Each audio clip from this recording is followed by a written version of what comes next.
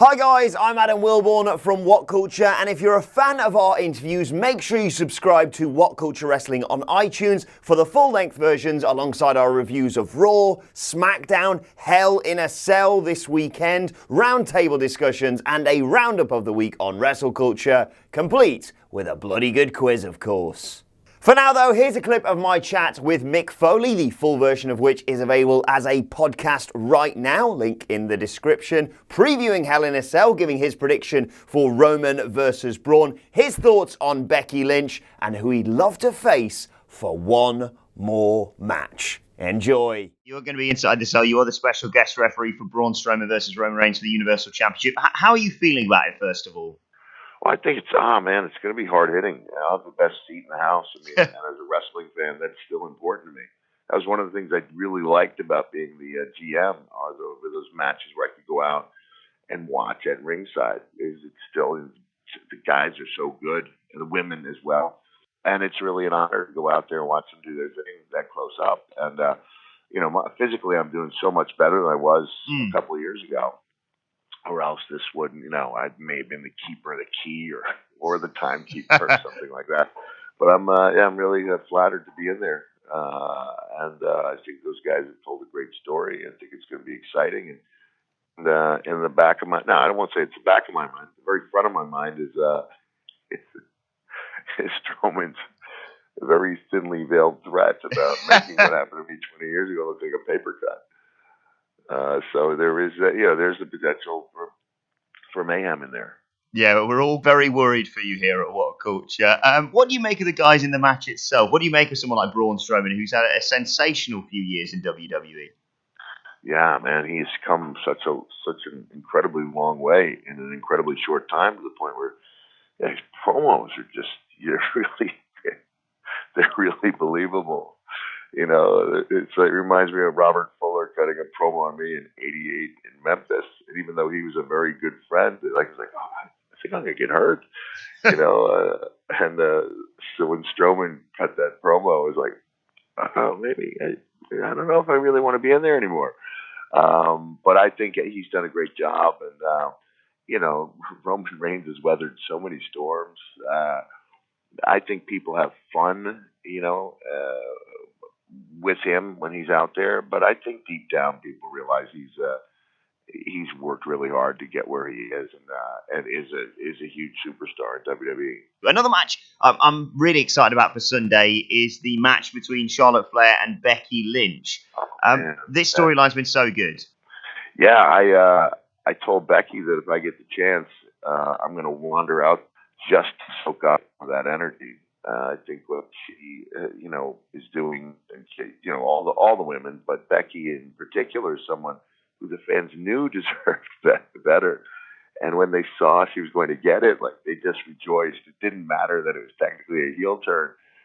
People were just so happy to see her being used to her fullest. And man, I kind of patted myself on the back. I reposted something I put up 15 months ago saying Foley predicts the best of Becky Lynch is yet to come, because I knew she had so many gears to shift in. That's one of the keys, shifting gears, showing different emotion. And, man, her patience has really paid off. And I think it's going to be a fantastic match. I think it's going to be a great atmosphere and a fantastic match.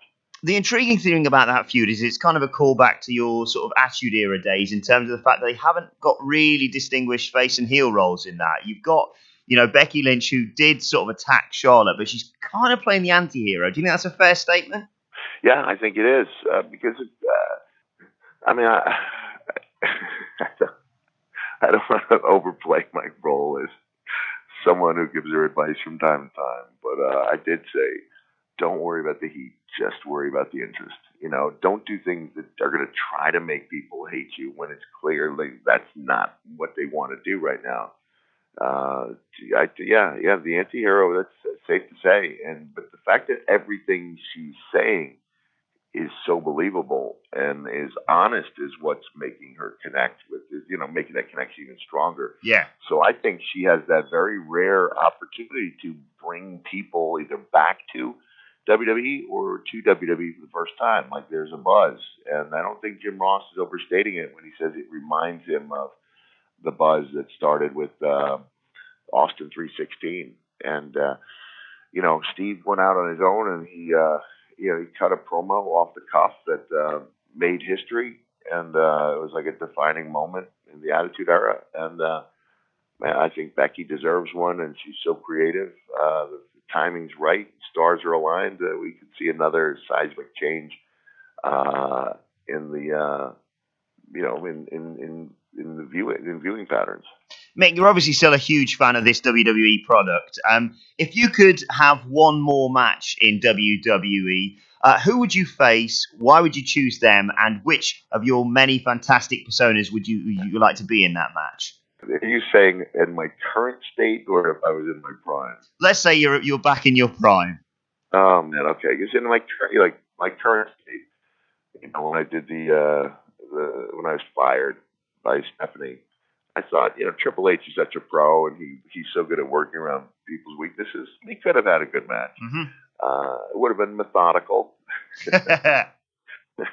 given my weaknesses. But now I've got a new hip and a new knee, and I was moving around better. But I'm guessing 20 years, because even in '99, I still had this really bad knee problems. So I'm feeling better than I did then.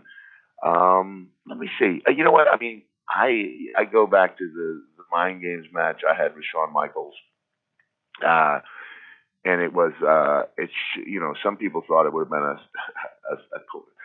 a clash in styles, and instead we worked incredibly well. The two styles worked incredibly well together.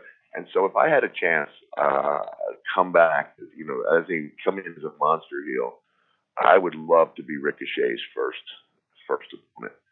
I think that guy can do anything. I wrote an article about, he'd been, kind of hemmed in as a high spot guy. And I was like, no, I've seen this guy. He can do, trust me, he can do anything. Just because promoters are bringing him in to fly doesn't mean he can't do anything.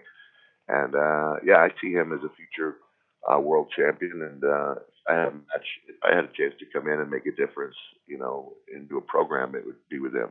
That would truly be a fantastic match, Mick. One final question. I know you're not meant to pick favourites, and I'm not sure if I'm breaking any rules by asking you this, but take off your referee's jersey for a second. Roman Reigns versus Braun Strowman for the Universal Championship on Sunday. Who are you picking to leave Hell in a Cell as champion? Oh, man, that's right. The champion, God. Yeah, it kind of has to be a winner in that thing. I'm going with Strowman. I don't see how any human being beats him, especially inside the confines of the cell. Unless Strowman takes his eyes off the prize and gets involved with the referee. That's one of the key points I'm going to make. Is, of course, he could make the injuries I suffered 20 years ago, look like a paper cut in comparison. But that would mean taking his eye off both Roman and the cell, and those are mistakes.